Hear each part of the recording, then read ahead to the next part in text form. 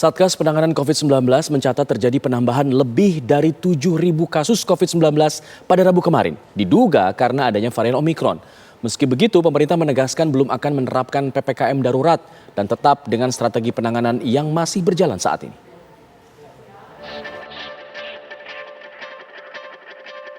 Lonjakan kasus infeksi COVID-19 mulai kembali terjadi di Indonesia. Data Satgas Penanganan COVID-19 mencatat penambahan 7.010 kasus pada Rabu kemarin. Meningkat cukup signifikan dari hari sebelumnya. DKI Jakarta, Jawa Barat, Banten, Jawa Timur, dan Bali menjadi 5 provinsi penyumbang lonjakan kasus.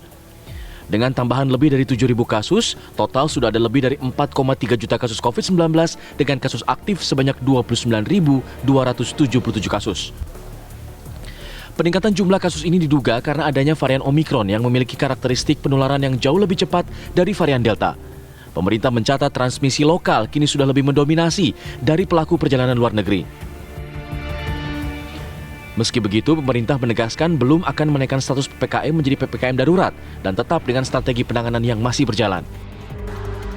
Dalam seminggu terakhir ini, kasus harian terus mengalami peningkatan. Berdasarkan data yang kami himpun, kasus di Jawa Bali mendominasi kasus harian yang naik. Kenaikan di Jawa Bali kami identifikasi masih bersumber dari peningkatan pada wilayah aglomerasi Jabodetabek.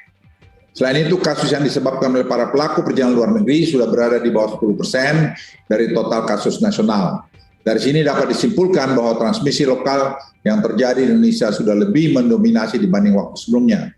Pemerintah hari ini menegaskan akan terus menggunakan assessment level sebagai basis pengetatan masyarakat. Sampai saat ini pemerintah belum berpikir untuk memperlakukan PPKM darurat. Pemerintah darurat lagi atau melakukan lockdown. Pemerintah meminta kepada setiap kepala daerah, Forkominda setempat agar tetap taat pada peraturan assessment level yang dikeluarkan pemerintah dan mentaati setiap kewajiban yang dituangkan dan untuk mencegah dampak buruk di kemudian hari. Luhut juga menegaskan pemerintah memastikan sistem kesehatan sudah cukup siap menghadapi penyebaran varian Omikron. Namun masyarakat dihimbau tetap mengikuti anjuran untuk memperketat protokol kesehatan dan tidak bepergian keluar kota atau keluar negeri. Tim TV One mengabarkan.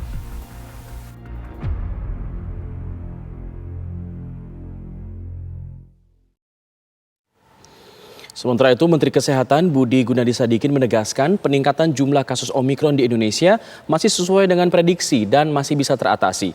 Tingkat fatalitas penyebaran varian Omikron dinilai lebih rendah daripada varian Delta sebelumnya. Namun pemerintah akan mempercepat vaksinasi booster di wilayah Jabodetabek karena diprediksi akan ada lonjakan kasus COVID-19 varian Omikron dalam 2 hingga 3 minggu mendatang. Dilaporkan ke Bapak Presiden bahwa peningkatan jumlah kasus Omikron ini sesuai dengan antisipasi kita. Di seluruh dunia, kasus Omikron akan naik dengan cepat dan tinggi. Malah lebih dari kenaikan kasus Delta.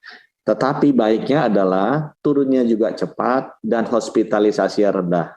Kami juga melaporkan sudah terkonfirmasi bahwa dari 1.600 yang terkena Omikron, yang memang dirawat membutuh oksigen hanya sekitar 20 dan memang ya wafat 2. Ya, ini masih jauh sangat rendah dibandingkan dengan kasusnya Delta.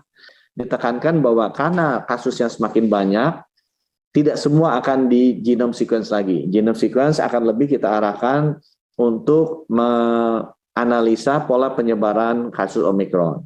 Kita akan menggunakan PCR yang jauh lebih cepat, dan PCR dengan SGTF yang bisa mendeteksi Omikron sudah kita distribusikan dan akan segera kita tambah untuk didistribusikan ke daerah-daerah.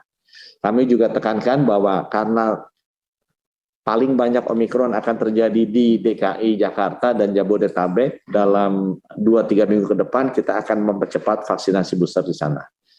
Untuk yang terakhir mengenai rumah sakit, strategi perawatan, rumah sakit kita sudah siap, sekarang 80.000 bed, sudah terisi sekarang sekitar 5.000, jadi masih ada room dan itu masih bisa dinaikkan kembali menjadi 150.000.